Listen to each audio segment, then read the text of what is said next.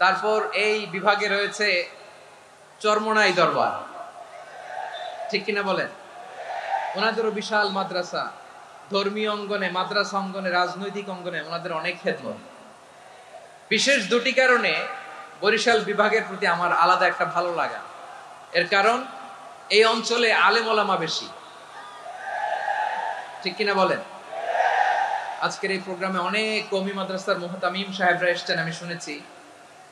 আলিয়া মাদ্রাসার প্রিন্সিপাল হুজুররা এসেছেন, খতিব সাহেবরা এসেছেন, ইমাম সাহেবরা এসেছেন, মুয়াজ্জিন সাহেবরা এসেছেন। এই বিভাগে আলেম ওলামা বেশি। তার প্রমাণ এখানে এই বরিশালের ভেতরে আছে সারসিনা দরবার, ঠিক কিনা বলেন? অনেক হাক্কানি একটা দরবার। সারসিনার মরহুম পীর সাহেব হুজুরের খেদমত করেছি আমি অনেকবার, সুযোগ হয়েছিল আমার ছাত্র জামানায়। তো ওনাদের মাদ্রাসা কেন্দ্রিক অনেক খেদমত, আলহামদুলিল্লাহ। তারপর এই বিভাগে রয়েছে চরমোনাই দরবার, ঠিক কিনা বলেন? ওনাদেরও বিশাল মাদ্রাসা, ধর্মীয় অঙ্গনে, মাদ্রাসা অঙ্গনে, রাজনৈতিক অঙ্গনে ওনাদের অনেক খেদমত। তারপরে এখানে আছে ঝালকাঠি এনএস কামিল মাদ্রাসা। আমরা কায়েদ সাহেব হুজুরের কথা শুনেছি, আল ইত্তেহাদ মা আল ইখতিলাফ, মতবিরোধের সাথে ঐক্য, অসাধারণ কথা। তো এই সমস্ত বড় বড় আল্লাহওয়ালাদের আগমন এই ভূখণ্ডে হওয়ার কারণে এখানে ধর্মীয় বিশৃঙ্খলা, মারামারি কম, আছে ঐক্য, ঠিক কিনা বলেন? বরিশাল বিভাগের প্রতি আমার বিশেষ ভালোবাসার এটা একটা কারণ। 2 নম্বর কারণ হচ্ছে, আমি ঢাকাতে যে মাদ্রাসায় পড়াশোনা করেছি, দারুন নাজাত সিদ্দিকিয়া কামিল মাদ্রাসা, আমার মাদ্রাসার শিক্ষক মন্ডলীর অধিকাংশ হচ্ছে এই বরিশালের, আলহামদুলিল্লাহ।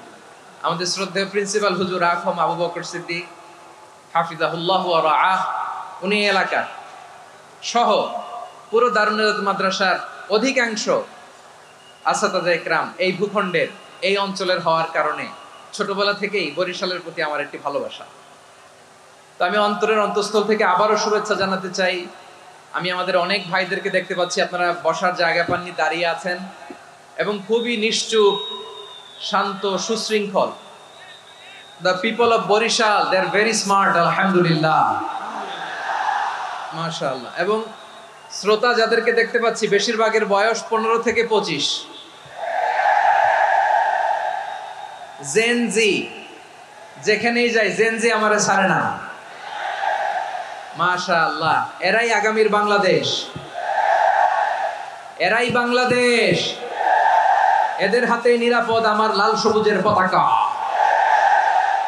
এদের হাতেই নিরাপদ আমার 56,000 বর্গ মাইলের প্রতিটি ইঞ্চি মাটি। এজন্য তোমাদেরকে সাবধান থাকতে হবে, সজাগ থাকতে হবে দেশের জন্য, এদেশের সার্বভৌমত্বের জন্য, ঠিক কিনা বলেন? আমার প্রিয় ভাইরা, আপনারা এখন যেমনি নিশ্চুপ, নীরব, very quiet and calm, discipline, I like it, I love it. শেষ পর্যন্ত আপনারা এরকম নিশ্চুপ, নীরব, নিস্তব্ধ, নিঝুম থাকবেন তো আপনারা?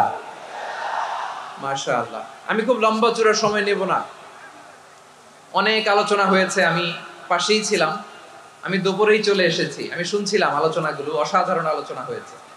আসলে আলোচনা হওয়া দরকার অল্প, ইবাদত আর আমল হওয়া দরকার বেশি, ঠিক কিনা? কিয়ামতের একটা আলামত হচ্ছে খুতুবুকুম তাওয়িলা ওয়া সালাওয়াতুকুম কাসীরা। কিয়ামতের আগে আমাদের বক্তব্য হয়ে যাবে লম্বা। Your speech will be longer and your salah will be very shorter. বক্তব্য হবে লম্বা, সালাত হবে খাটো। এই নমুনা বর্তমানে আছে না নাই? ঘন্টার পর ঘন্টা, তাও তৃপ্তি মিটে না। অনেক জায়গায় রাত পর্যন্ত, মিডনাইট পর্যন্ত, মধ্যরাত পর্যন্ত আলোচনা হয়, এটা ঠিক নয়। বক্তব্য হবে একেবারে gist, cream of the creams, একেবারে ক্রিম কথাটা আলোচক উপস্থাপন করবেন। হেদায়েত দেওয়ার মালিক কে? ইন্নাকা লা তাহদি মান আহবাবতা ওয়ালাকিন্নাল্লাহা ইয়াহদি মান ইয়াশা। নবী হে, আপনি চাইলেই কাউকে হেদায়েত দিতে পারবেন না, হেদায়েত দেওয়ার মালিক কে?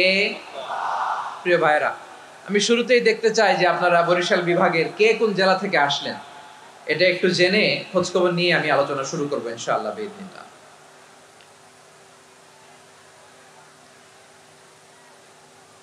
প্রিয় ভাইরা,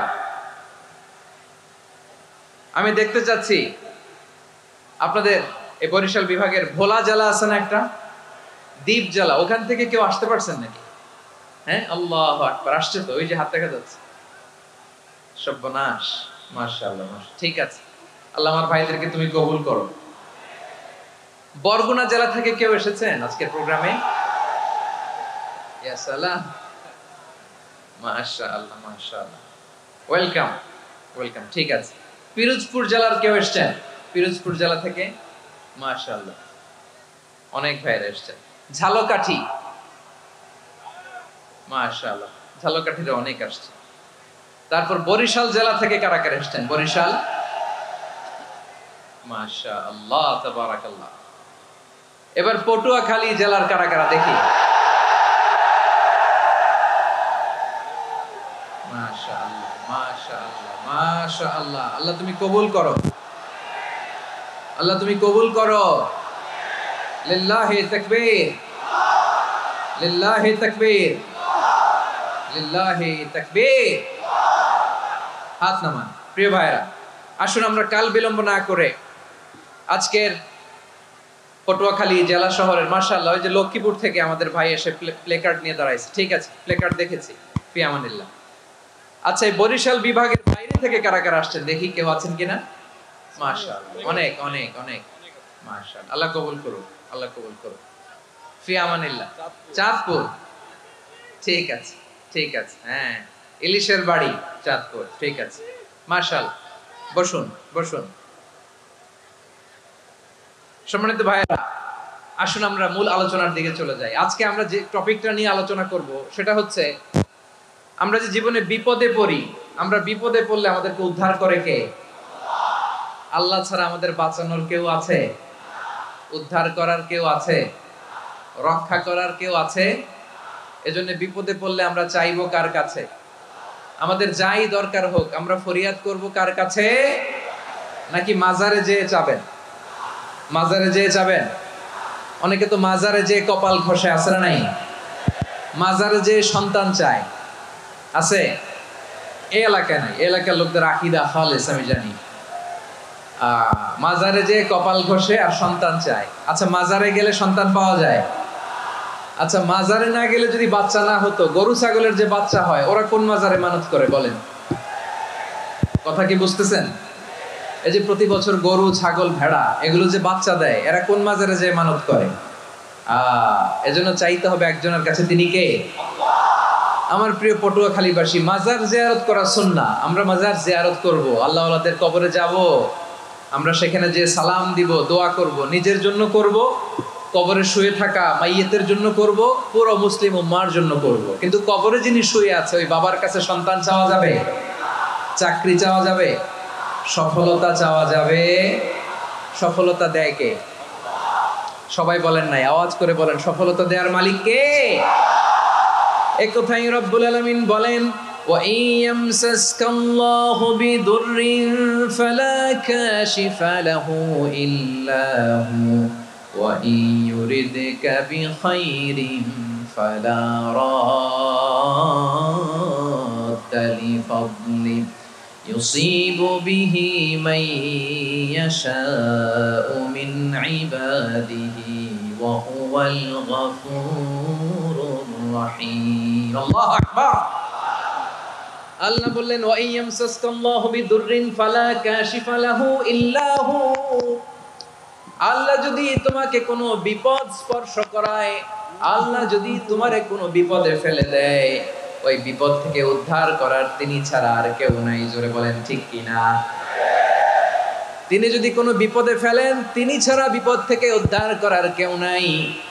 আর তিনি যদি তোমার প্রতি কোনো অনুগ্রহ করতে চান, ওই অনুগ্রহ ঠেকিয়ে দেওয়ার ক্ষমতাও কারো নাই। আল্লাহ যদি আপনার সফলতা দিতে চায়, পৃথিবীর কোনো শক্তি ওই সফলতাকে থামাতে পারে?